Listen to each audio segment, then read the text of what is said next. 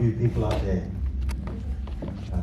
We're here today with Todd, who actually strutted around the world with Ragdoll, and we've got the genuine rock and roll article right here for you today.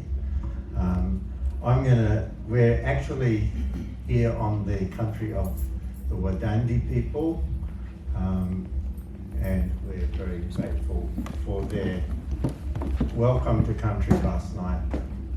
And I am going to break script and just do something that I want this festival to be doing all the time, which is to ask you the guitar you're using, what it is and why you like it. Thank you for the introduction. And then I'll introduce you. Yeah. This is a 2008 Paul Reed Smith SC245. Yeah.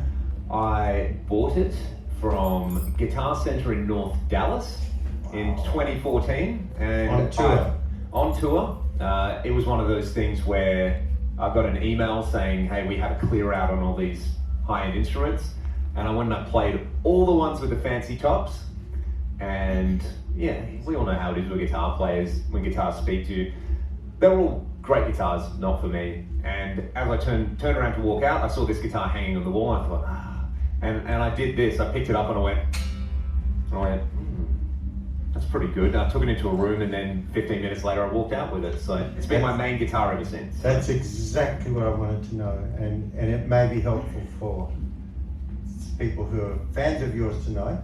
So Todd from Ragdoll, give him a big welcome. He's going to show you what he does on stage and how he gets into the studio. And keep that applause going for the one and his Scott White.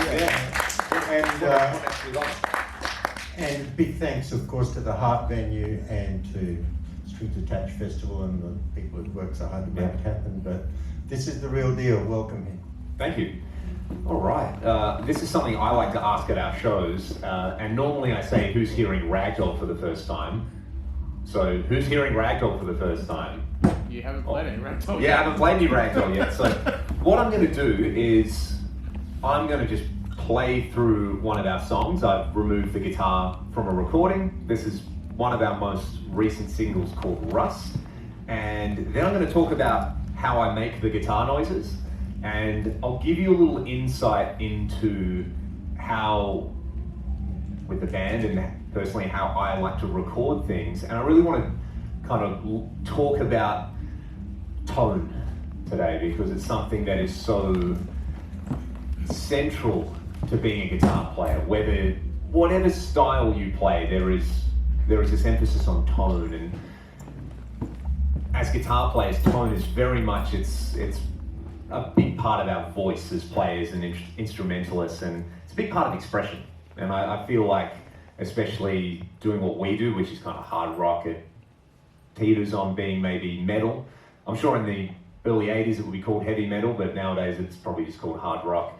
How these sounds reinforce what we do with the songs. So what I'm going to do is I'm going to play Rust for you all, and hopefully play it somewhat correctly. And as you can see on the big screen, I've actually got I've got a Pro Tools session open with some stems, and if people have questions about things, and we'll do the thing. All right, I think I'm in tune. We'll see, I guess. So this one's called Rust.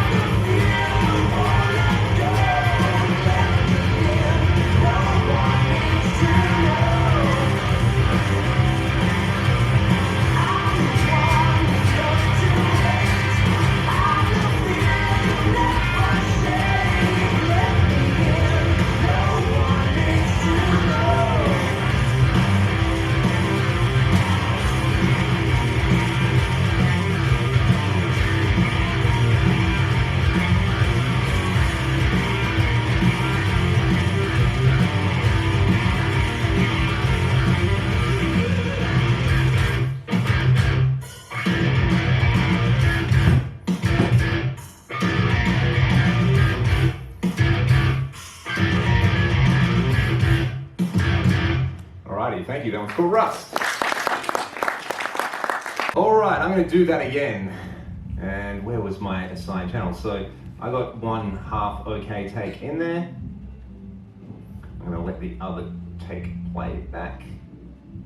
And because I have to do this again, and you all have to listen to it again, let's get some hands in the air. How does that sound? You guys want to clap along? We should make this fun. All right.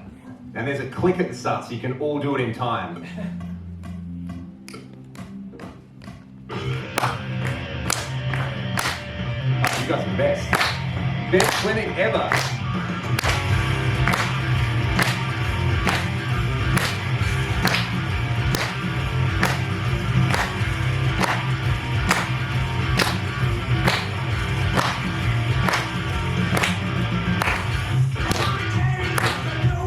See, I don't want this to stop, but I'm going to have to make it stop. Alrighty, have a listen to this. What I'm going to do is you're going to hear the very first take yet again, and I'm just going to pan it. That's close enough. And I'm actually just going to skip ahead so you can hear the good part. So just pay attention to like the bigness of this. It sounds very magisterial, but just have a listen to like where the guitar sits relative to the rest of the band, and I'll level it out as I go.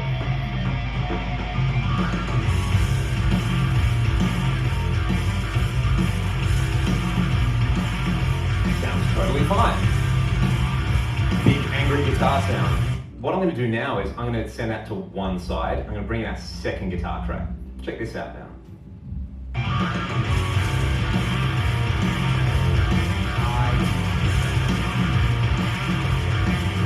If we listen to them in isolation, it's kind of interesting. They're definitely not exactly the same. But those tiny inconsistencies, again, because we have this big, spongy, wet piece of meat in our brain, designed and finely tuned over millions of years of evolution to detect those small inconsistencies, it makes it seem like it's in this giant space, like we have just hacked our brains, where it's like, you know, if you hear, and you can, if there's reflections, you're like, oh cool, I'm looking for those little reflections. Your brain does all of this in real time, it's kind of magic, and the same thing's happening with your guitar sound there. So if you're into like big dirty rock guitar like I am, that's really, really cool. The other thing that's interesting is, you know, this is like a very hi-fi guitar sound, right? So what a lot of people would hear would be like, oh, bro, great tone. And you know, I make a video pretty much every day on YouTube, and there's always someone who's like, whoa, great tone. And there's always someone who's like, that's the worst guitar sound I've ever heard in my life. Like, what's wrong with you? How do you think this sounds good?